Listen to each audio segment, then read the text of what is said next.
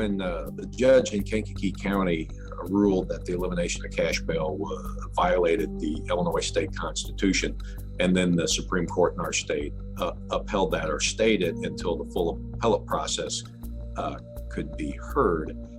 We were very happy about that. As criminal justice leaders in the state, many of us opposed this legislation based on the public safety aspect. We were very happy about the decision. What we're hoping for is that this issue is not politicized.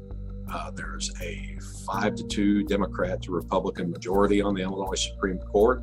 We hope that the Illinois Supreme Court takes a look at the language in the state constitution and see how the elimination of cash bail in Illinois is a clear violation of clear language in the Constitution, and that they uphold the Kankakee County decision. A lot of the argument you hear from those who support the elimination of cash bail is the allegations that the criminal justice system in Illinois and across the nation is systemically racist and discriminates against poor people, and that they believe this system will stop that. Under our current cash bail system, the judge has the discretion to release someone on their own recognizance right now without posting cash bail. The defendant has the right under the current system to petition the court to say that they're indigent or cannot afford cash bail or cannot afford an attorney. So the system is already in place with our current system to take care of people who we claim to be poor. And obviously, with the system based on handling individual crimes in front of the judge, one defendant at a time, race is not factored into that at all. It's based on the evidence that's put to the court on accusing the defendant of the crime that they're charged with. One of the things that has not changed, but that is still a problem, is the potential of disciplining peace officers based on anonymous complaints. That violates constitutional rights of a peace officer who has the right of due process to face their accuser.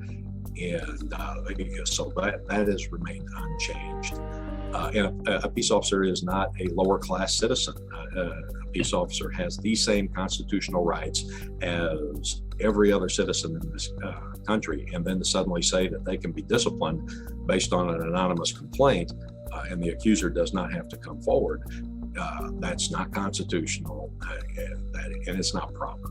A lot of the things that are in the Safety Act come from advocates that are anti-police. They believe the police are the bad guys.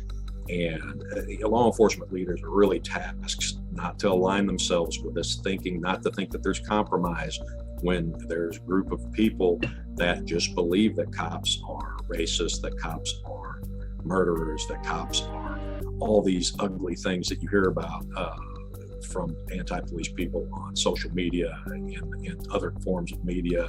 We can't compromise with that. We have to stand for what's right, and we have to stand by what the truth is. And the truth is that if we find a criminal justice employee who is a racist, we properly investigate it and we fire them. We get them out of office because there's no room for that. But however, we don't buckle or we don't cave to broad stroke statements that are not backed by evidence saying that a system is systemically this or that without evidence to show.